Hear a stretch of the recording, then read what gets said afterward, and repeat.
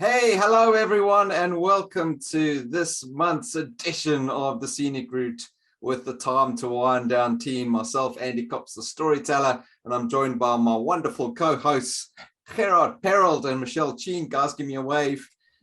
And we are joined now. Of course, you will recognize if you've been coming along to our events for the last couple of months, you will know that there's someone else in the team who's missing. But Joe, our resident musician, unfortunately could not join us today.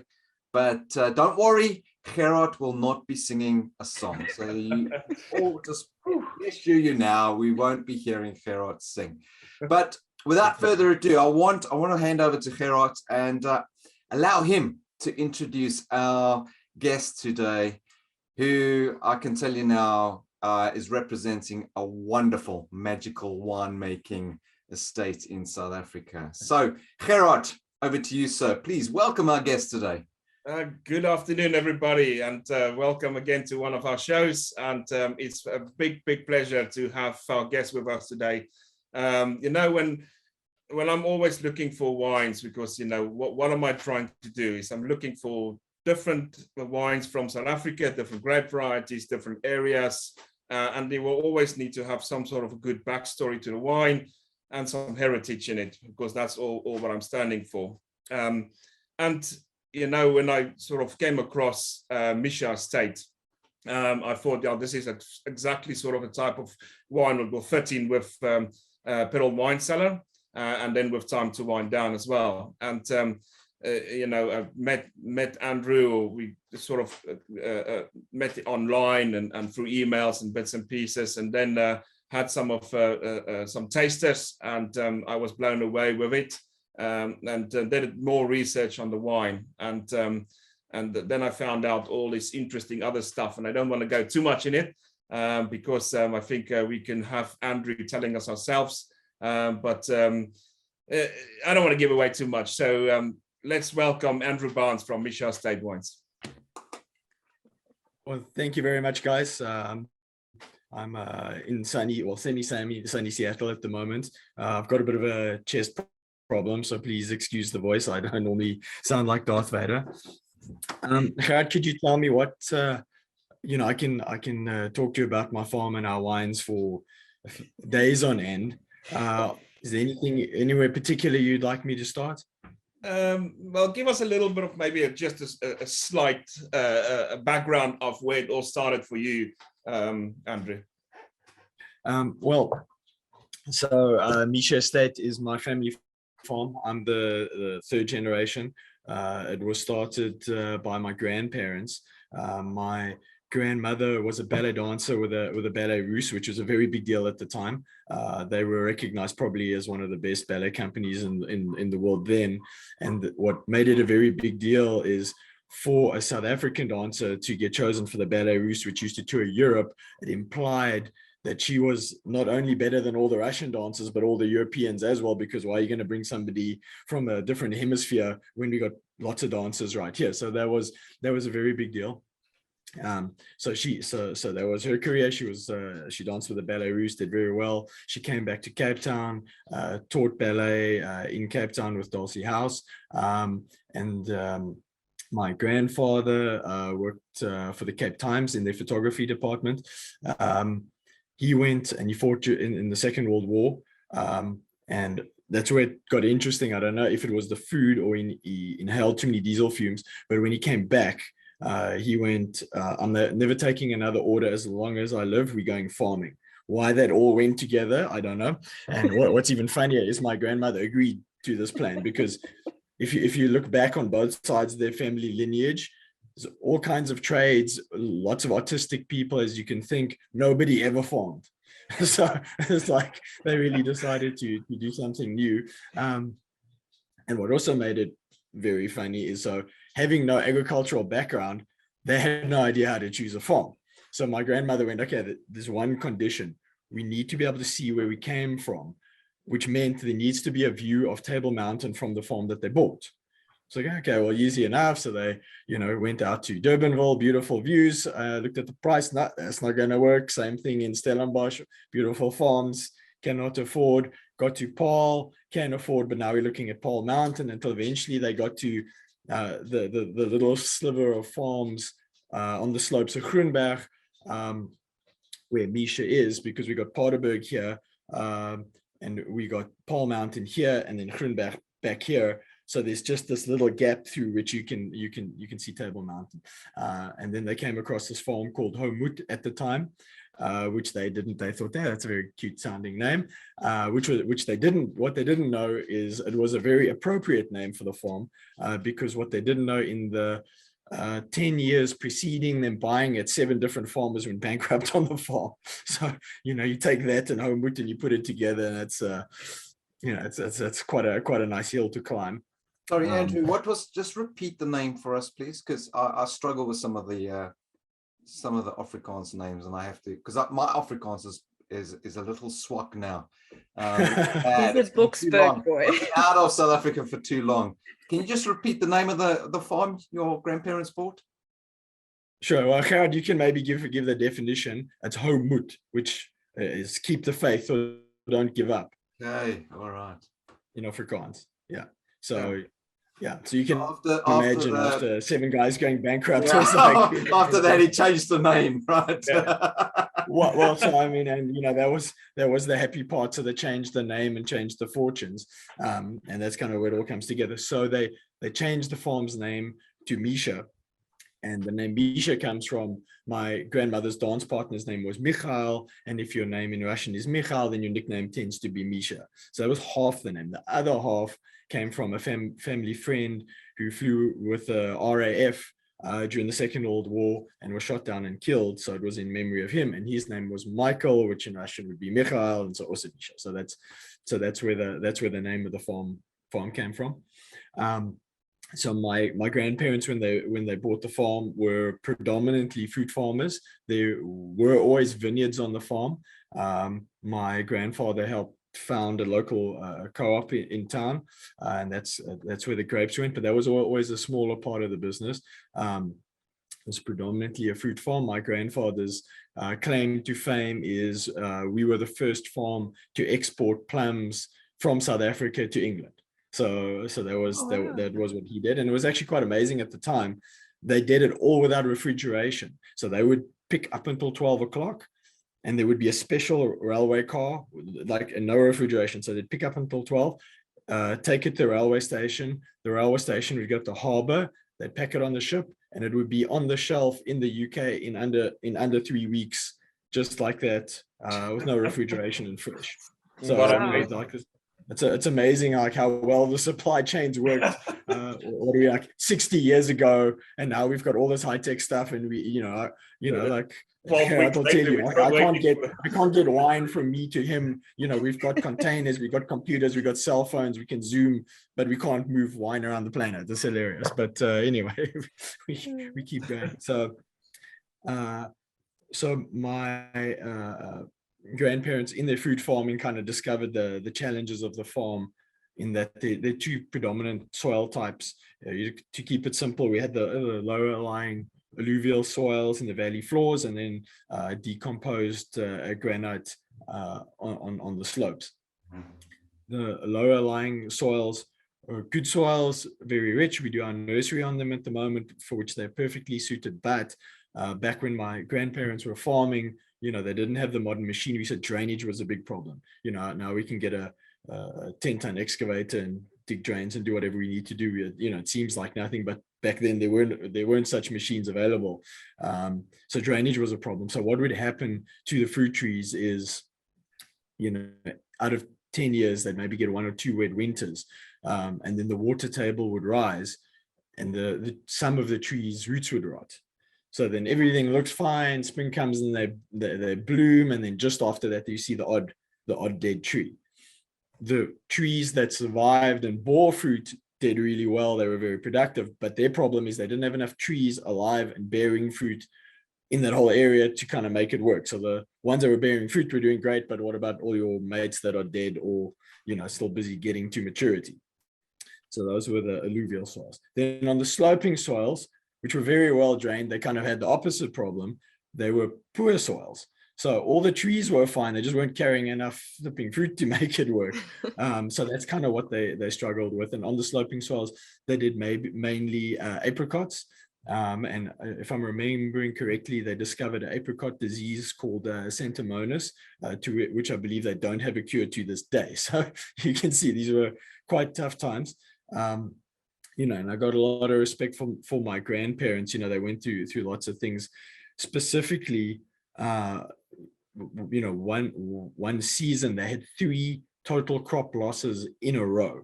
So there was a wind called the Black Southeaster that used to come through, and like a week or two just before harvest, it would blow everything on the ground.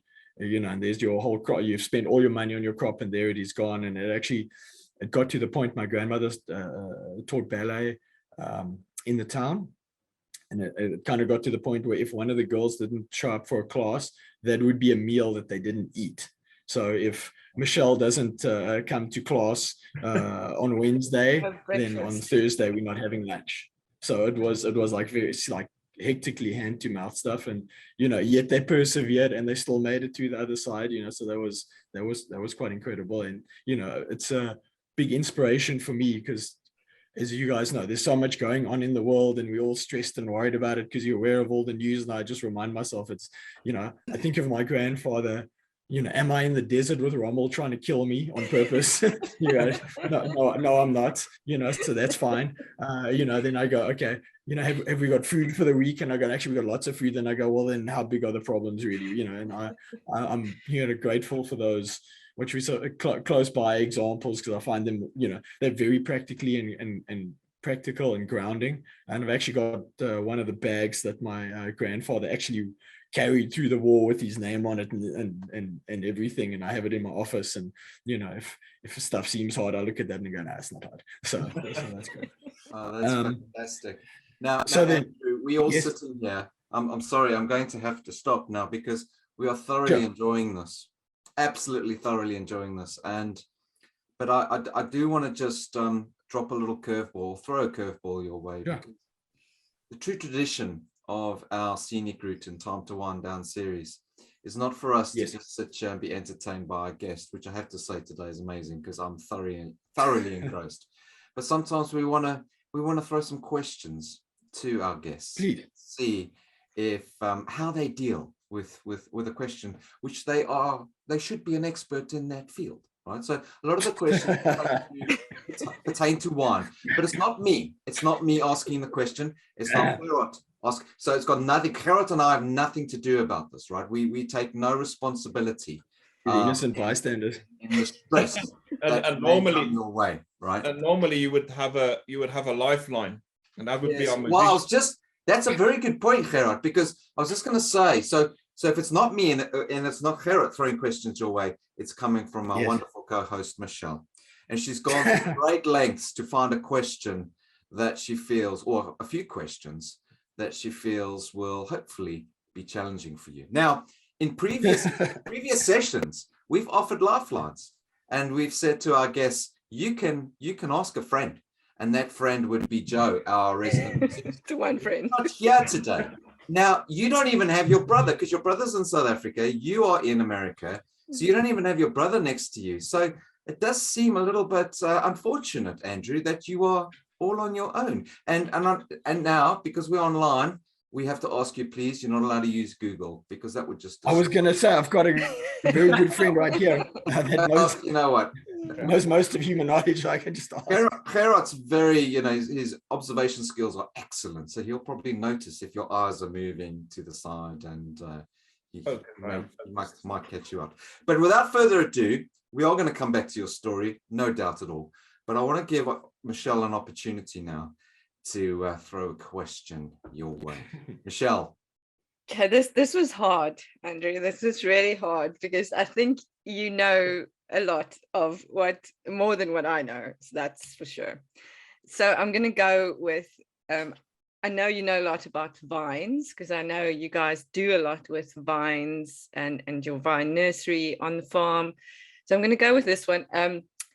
Gerard's great-grandfather obviously did some amazing things within the wine or farming agriculture world of South Africa.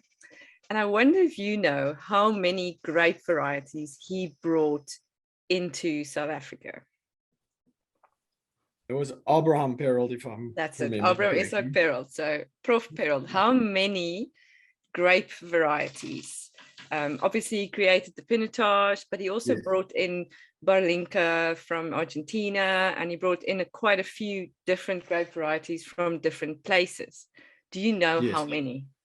No. Do we need to make it an 80? No. I know he brought in quite a few, and I know he actually, you know, even though like Pinotage is very famous, I know he did lots of crossings, and there are quite a few of them that are also kind of in the industry. I stand under correction, but I think he created Rubinais as well. Ooh, that's interesting. I didn't know that. I'll have to look into that.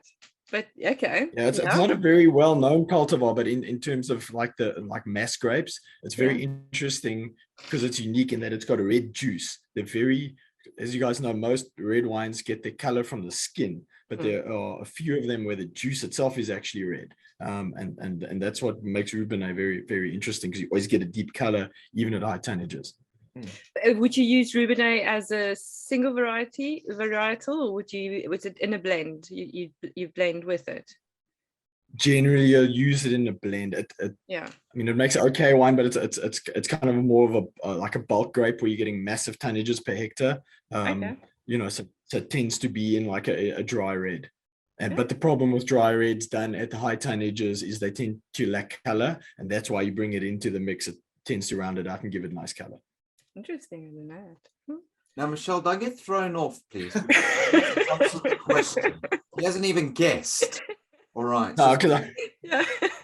Should I give him options? Oh, I don't know. What should we do? yeah, maybe give me two options, and then like the odds are okay. Okay, I'll give you three options. So either 33, 75, or 177. That he brought into the country. Yes. I think 107. 177. Yes, you are correct. That was the last option. and we have quite a few conversations around how he brought some of these grape varieties in, specifically Cinsault and Pinot Noir. There might have been a cane involved. We're not sure. Well, yeah, the story goes like that, basically.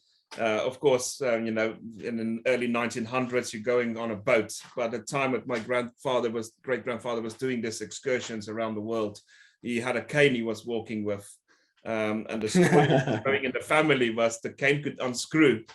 And the pure South African way of taking something back home, as a lot of South Africans would know, when you go to a nursery somewhere, you pick a little, what you call it, a little plant, and then you would maybe hide it somewhere. So his cane was perfect for that, to put the two plants in and screw it back together and on the boat back to South Africa. But that's just a backstory of having a bit of fun with all the grape varieties. Yeah.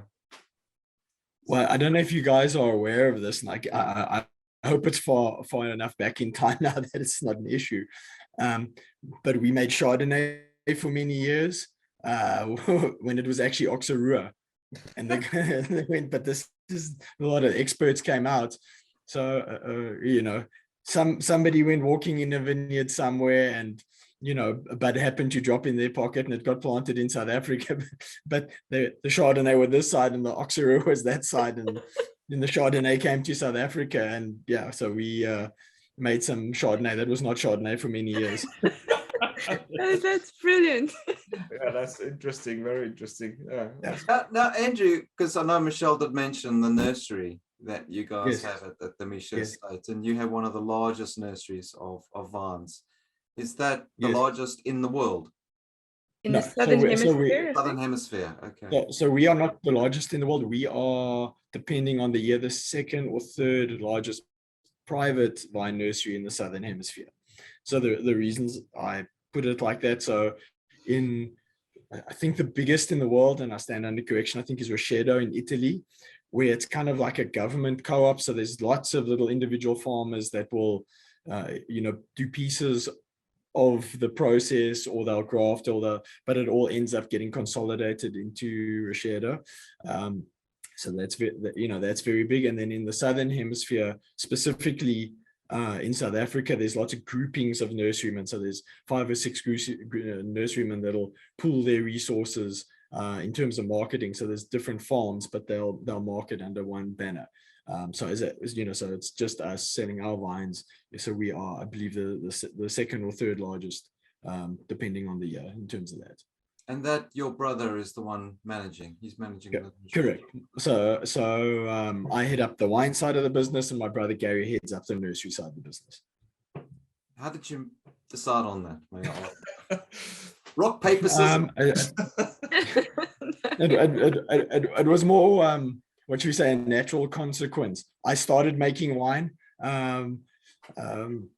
But you can tell me when you can get back there. But it wasn't with a plan. It just kind of one thing led to another, and here we are. So anyway, so I started making wine, and I was making wine, and we had the nursery business, and my father wanted to retire. So it's like, guys, what's it going to be? And Gary and I, I'll do what I got to do. So, and he's also got a passion for Oh, there's that little element of quietness, and I think it's time for question number 2, Michelle, because Andrew's looking settled once again. I saw that you guys have a old vine sensor, so I'm sure that you are also very interested in old vines, which it sounds fascinating. I'm learning a little bit about it. It's a great concept. I think it's kind of newish really in the wine community. I mean, if we look far back now, old vines, there are different categories of old vines. Do you know how many categories there are, and how do they categorize them? I didn't know there were categories. I thought it was an old vine or not, which I believe it's got to be. Let me ask it this way: 35 years old. Yes, so 35 years and older is classified as an old vine, but there are apparently categories, which I found out today on my Google search. So you have your old vine, which is 35 and older. Have we lost it? Sorry, Michelle, the line went a bit bad. Could you ask that again? Old vines, old vine is 35 and older. Do you know any of the older vines? So they've also got 3 others. So let me do it this way. They've got 3 others. One is called a survivor vine. Then there's a centenaria vine, and there's an ancestor vine. Oh, wow. And each of them is ranked a little bit older. So anything older than 35 is called an old vine. Anything older than 70 is a survivor. Centenaria is obviously 100, and then ancestor is 125. So I'm going to add to this one then. Okay. What is the oldest vine in the world? On a quick Google search, I might be wrong. Or how old is the oldest vine, would you guess, in the world? I have no idea. I would guess like 300 years old. I've got no idea. I know there's one very old one, I think it's in Bree Street or Cape Town. I don't know if you guys have seen that one. I have actually seen that one. Trunk is like thicker than my waist. Yeah. So I think that's the oldest one in South Africa, as far as I know. But I've got no idea. What do you think, Gerard? Oldest vine in the world? Still alive, still having grapes, or just making wine, or just You gotta make it complicated. I'm making it difficult, don't I? I think it is still producing some wine, obviously very limited. Yes. Well, 300 sounds like a good number, but I can't say what Andrew said, that would be wrong. So shall I go a little bit higher? I mean, my wife is in the antiques trade, so I should, it's best, better, and what's the game called? Let's go for 500, just to throw it out there. Okay. Andy, what's your guess? I have to go higher, so I'm going to go 750 years. Ooh. It is, what I found on an earlier quick search was 450 years old. Now I can see 400, so it's between 350 and 4. Yeah, we're there. Where is it? And it is in Slovenia. Slovenia. Wow. Okay. That's interesting. Yeah, I would have more thought maybe of something like France or something. Yeah, me too. Yeah. Yeah, the Really heart of Maribor Lent is home to the oldest vine in the world at more than 450 years old. Sorry, the description is confusing. It's the only plant boasting its own museum. So it's got the old vine house, Maridor, which hosts a number of events and celebrations and things from the Middle Ages to today. So, I mean, yeah, that's pretty old. Wow. It's pretty. Yeah, that's quite Yeah. cool. What is your thoughts on old wine, Andrew? I think it's fantastic. I think for South Africa, it's definitely a category we should focus on and growing. I think the challenge for South Africa, kind of as a category, is for us to get a premium for those wines. You know, to get the international recognition. Because it's a heritage vine, I'm happy to pay a little bit more. You know, because if there's an economic incentive, obviously, then things are going to grow. So as a wine producing nation, our challenge is on the marketing side to get that done. But I think it's very important, you know, if you look at the very established wine areas, be it France, be it Italy, you'll see it's based on the back of their heritage and back of old vines. You know, I like the way the French do it, as only the French can. They kind of take they have these incredibly old vineyards, but they average it out. So we can keep putting in new ones as long as it's the same material, which I don't think is absolutely wrong. But to me, you know, that's like going, oh, this vineyard's 100 years old, and you go, but there's one vine that's 500 and most of them are not quite, but we averaged it. You know, it's a bit of mathematics that maybe isn't ideal, but I think for South Africa it's very important. I think another thing that I can add to the conversation that you might not be aware of, because a lot of people go, how come you know, Europe specifically has so many old vines and there's so few in South Africa, which is a very good question. And the reason for that is our climate is so much harsher.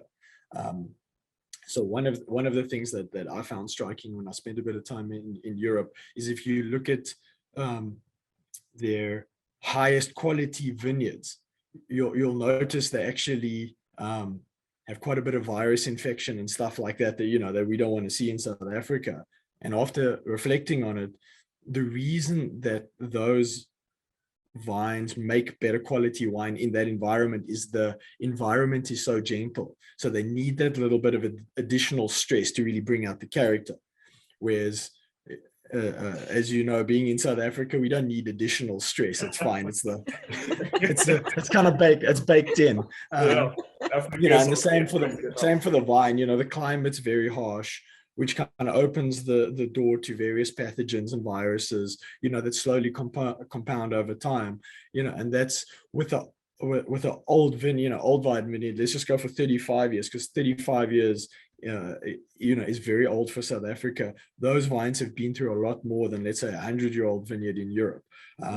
And for me, that's where we got to think about it properly in terms of replacing the vines with cuttings out of that vineyard, or, you know, find some way to legitimately and authentically to keep it going. And so that's one big thing I wanted to point out. Then just, you know, as a little marketing pitch, we've got our old vine Shannon, which I'm very proud of. We don't have old enough vines on our own farm, but those grapes come from my friend Jan Extian's farm that we actually went to school together, and we were born the year that vineyard was planted. So it's quite interesting.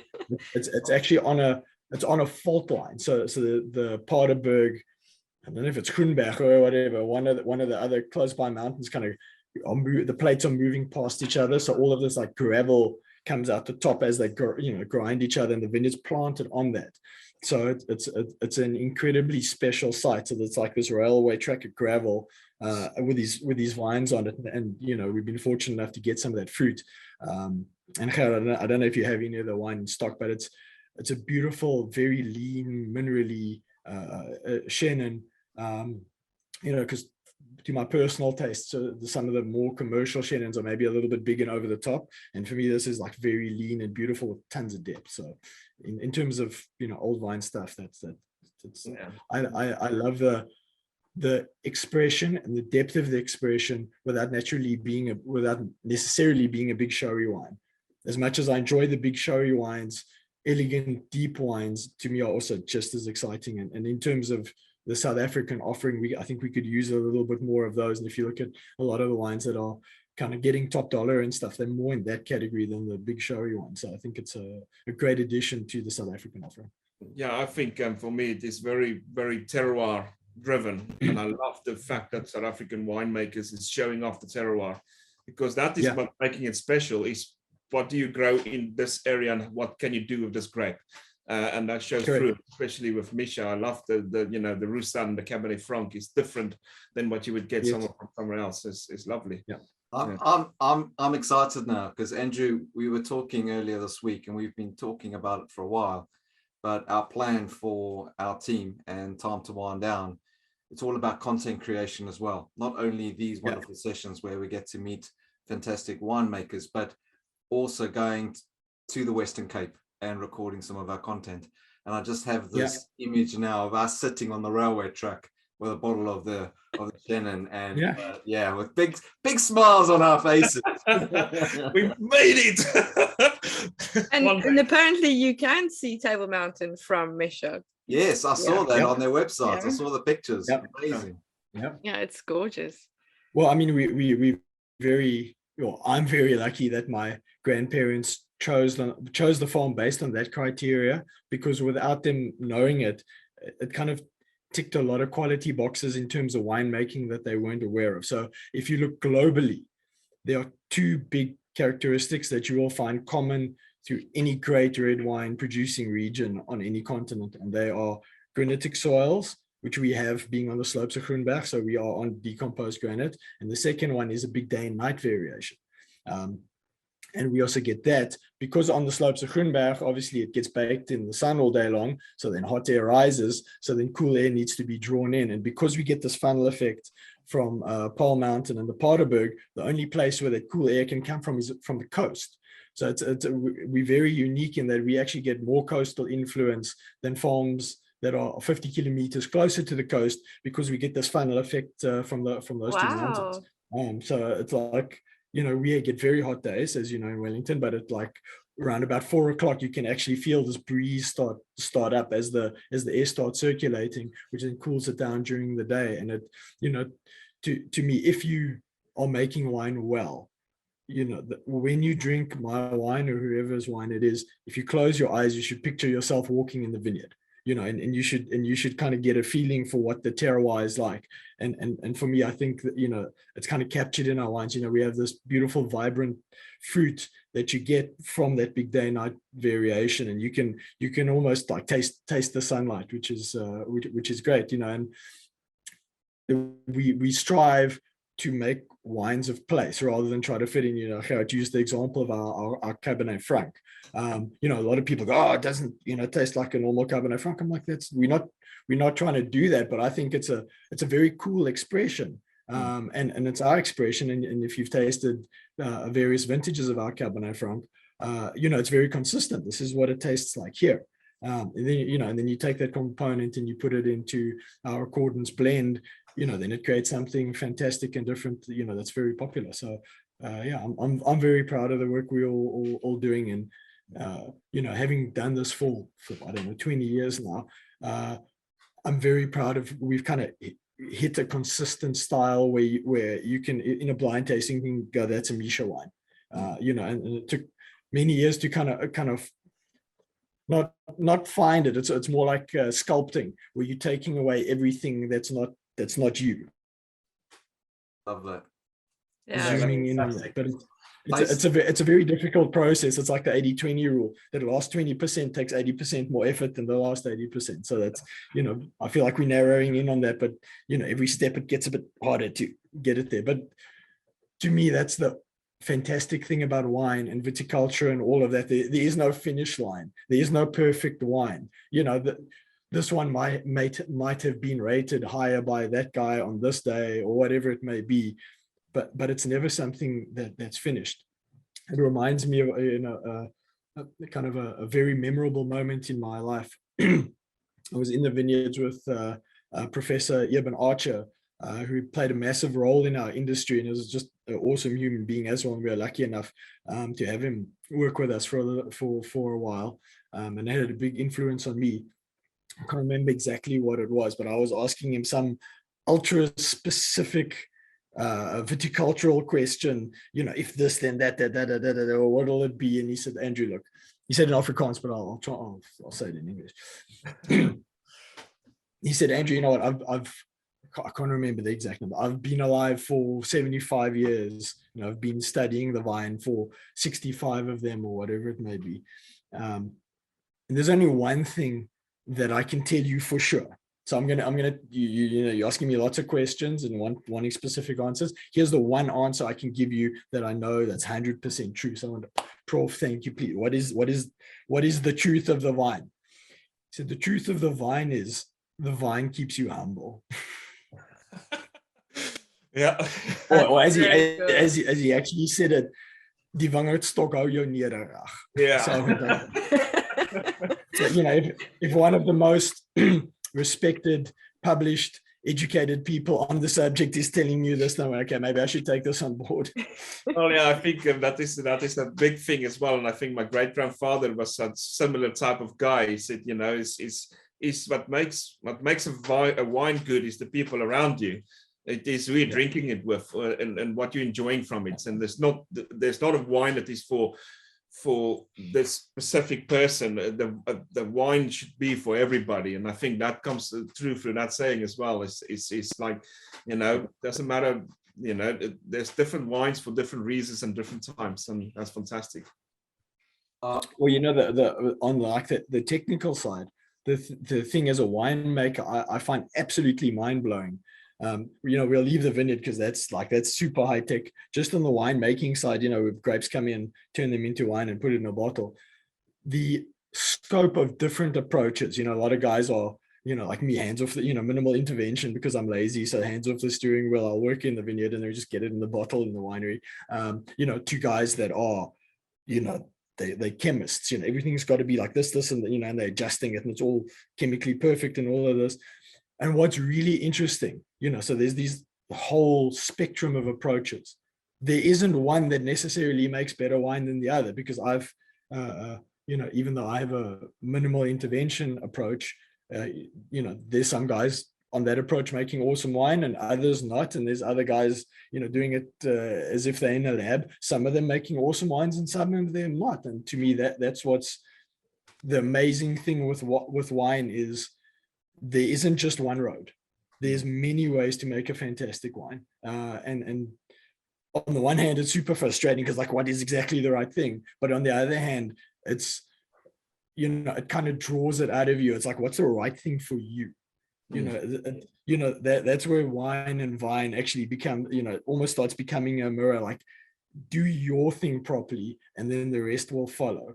And that's quite hard, because it's like, because if you look at terroir, one of the best acronyms that, I know of is SCAM: soil, climate, aspect, and man. And all of these things play a role, and as the man in the equation, you need to be pure in your approach and your expression if you expect that from the wine. And that is far easier said than done. Absolutely. Which is alchemy, isn't it? It all comes down to kind of wine making. Depends how many bottles of wine we had. Yeah, that's a great conversation over a few bottles of wine. Exactly. Yeah. The answers just get better as you drink more. Absolutely. Speaking of answers, hang on. I'm very conscious of time. And speaking of answers, I've realized that Michelle's only asked 2 of the 3 questions. Because Andrew is talking so much about it, he's trying to sort of get past the time to get a question. Well, it's absolutely. Oh, you see me. I think we all know where we're going first and probably not going anywhere else when we go to the Western Cape next year. But nevertheless, let's not distract ourselves too much about that.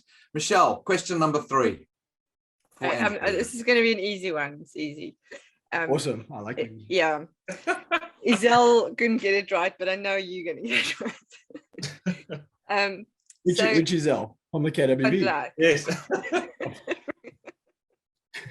If Isel doesn't know, there's no chance of me. No, actually, interestingly, we deliver some grapes to her. Yeah. So that's always fantastic war every year where I go, Isel, pick now. And she's like, no, it's not right. No, that's fantastic.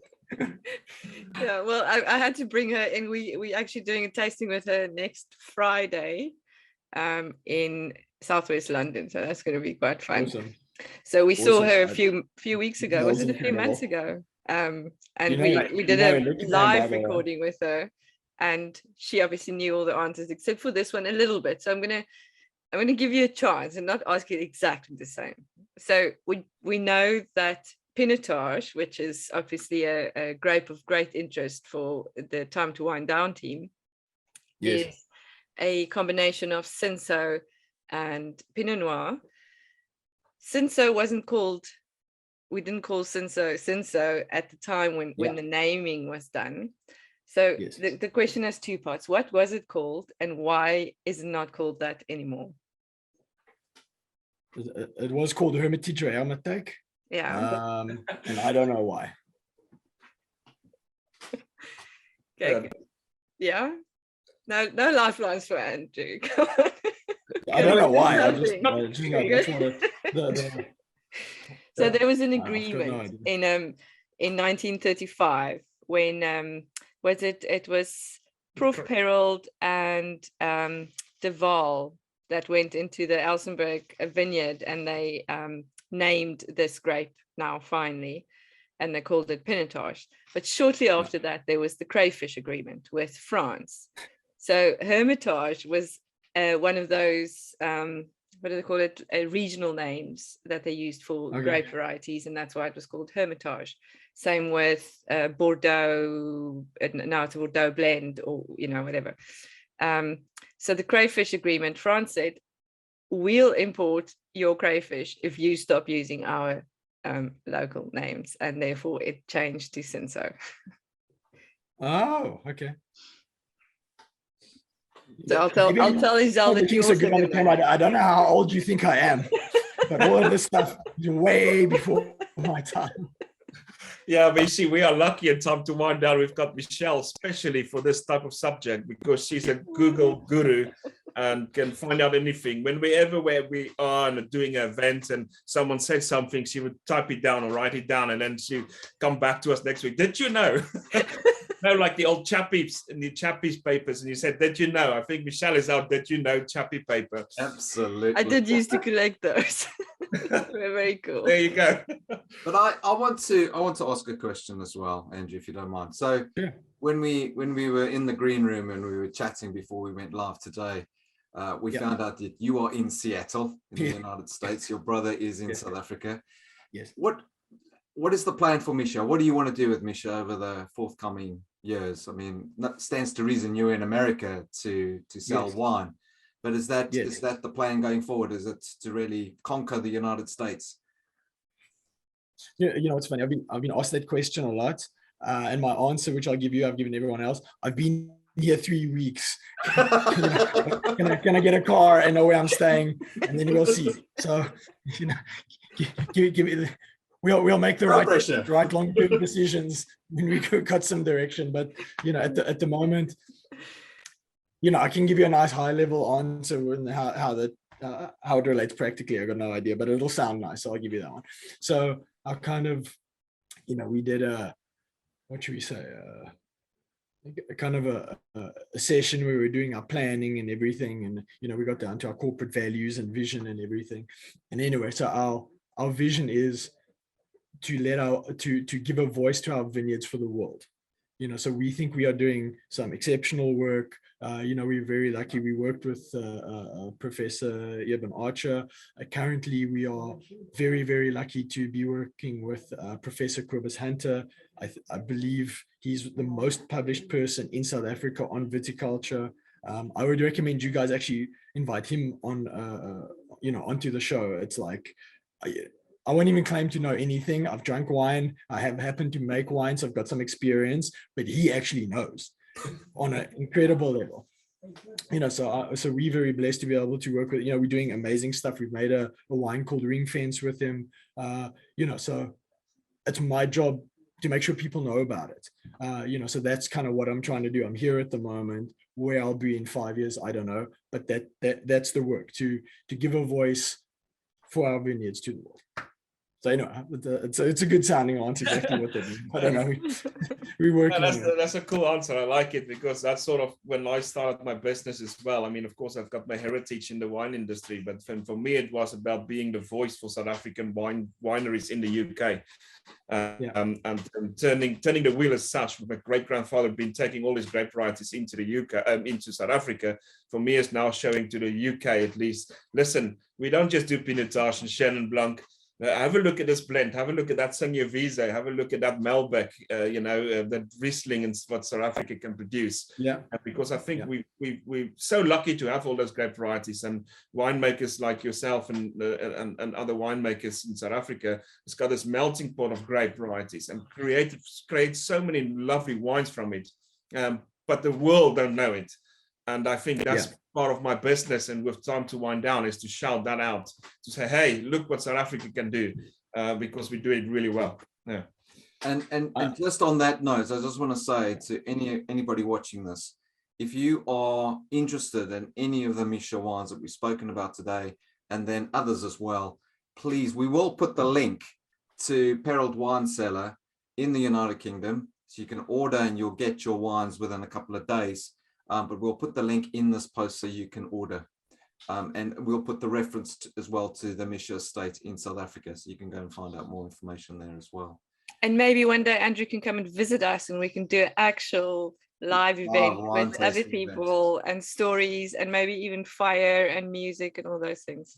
Awesome. Yes, like we're doing next week, Michelle. Do you want to just share really quickly what the plan is for next week, Friday? So next week we're going a little bit fancy. We're going to Raw Bistro, which is also South African owned, and in Southwest London. So SW20, which is where all the South Africans hang out apparently. And we're gonna have, they've arranged a nice canapé menu. They're gonna greet us with welcome drinks. Izel's gonna be there. There's gonna be 6 of the KWV, the mentors, wines of first taste. We're going to do a Chenin, Grenache, Pinotage, of course, the Cabernet Franc 2019, which she won her Decanter Best in Show 2022 award for. And we're going to finish off with the Canvas and the orchestra. Did I get it right, Gerard? Yeah, you got it. You got it right. But you just missed out. The Time to Wind Down team is going to entertain you as well. And and there's going to be a fantastic evening, I think. And if you don't go, you're going to miss something really, really cool. So yeah, well, absolutely. There's only 40 tickets, and so if you want one, get it today. The link is in the description of this video as well. But without further ado, actually, we've come to that point, haven't we? We've come to the point where we have to say goodbye. But Andrew, amazing. I mean, it's been so enlightening having you as our guest today, and I can assure you that we are definitely going to be paying a visit. Just please let your brother know that we're coming. Why not let it be a surprise? Gerard, is there anything else you want to say or ask Andrew before we say goodbye? Well, I don't know if our time is going to allow, because I think there's plenty more we can chat around. So maybe one day around the fire we can chat more and have a camera playing somewhere on us, and we can just chat away and drink some good Mischa wines. But yeah, nothing else for now. Can I, before we go, Andrew, do you have a favorite of the Mischa? I was going to ask the same. Oh! No, I get asked this one a lot, and the best analogy I have, it's like being asked which is your favorite child. So firstly, you shouldn't answer that question, but if you do choose to answer it, much like with a child, it's the one that's behaving the best at the time, because we have a very natural approach in terms of everything we do, from the vineyards into the wine. So the wines change a lot in the bottle. So it's always interesting to see that evolution, but when, as a winemaker, when you say evolution, it kind of sounds like there's always better, which is not true. Sometimes there's some dips and you go, oh, I hope this story is going to end well. So for me, it very much depends on what wine is showing when. our reserve range I love, because there's so few of them. Just the fact that there's 1,000 bottles, I want to see, maybe I can drink 200 myself of each. So the Malbec's great. The Petit Syrah is very interesting. That's very different from everything else. I don't know how many other South African Petit Syrahs there are. Globally it's quite rare. Our Grenache is awesome. For me that's cool drink. I love that. That's I can't get enough of that. And then our Cab Shiraz and Merlot, these are just great wines that express where we are. We've been making them for so long. We've got a 20 vintage track record, which is great. So it's, each wine is special in its own way. To say what's better, I think the one in your glass in front of you is probably the best one. Which is for me the Merlot at the moment. So I'm having the Mischa Merlot 2019. There you go. You see it. I think that's the thing that I always say: the right wine at the right occasion with the right people. That wine is the best wine at the time.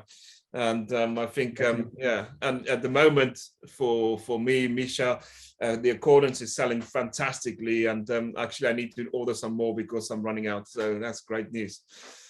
Yeah, I must say that has been the biggest surprise to me, because we've got our Cerno, which is a blend, is kind of our flagship wine, even though we've now put the ring fence above that. And a lot of customers were moaning, it's we want a blend, but it's too expensive. So I went, okay, we've got the components in the cellar, let's try and put something together that's that I'm still happy with, but at a decent price, because this is what everybody wants. And so that was the accordance. You can read the story on the back label. It's made in accordance with nature. That's where the name comes from. And it's been such a winner for us. It's we're having to steal wine from our cultivar wines just to maintain the volume. It's the market acceptance has been ridiculous, which is I'm not sure what to think of it, because I like our cultivar wines, but the world loves our blends, so I'm like, if that's what people want, then that's what we got to do. Absolutely. Your top one is the Cerno, is it? Yeah, that's yes. I believe you got it on the shelf behind you, if I'm looking correctly. Some of the very little bit of I've got left. So lovely. I mean, I think I have had to myself because it's just beautiful. I've got a little bit left of that, but this is the other one, is the accordance, and that for me is for, as you say, for the everyday consumer. That maybe not everybody can afford the top cream stuff. That's still just such a beautiful wine, but for the price, every time I did a tasting, I think not long ago, and at the rugby event we went to, when people tasted it, they go, what does it cost, really? And that's what you want from a wine like that. It's fantastic. For us, it's been so great, understandably, when go, oh, Mischa sounds cool, but I'm not willing to spend top dollar to see what they're all about. I think that's where accordance has done so well. It is a Mischa wine. We are, it's everything that's Mischa is in there, and we've been able to do it at a affordable price.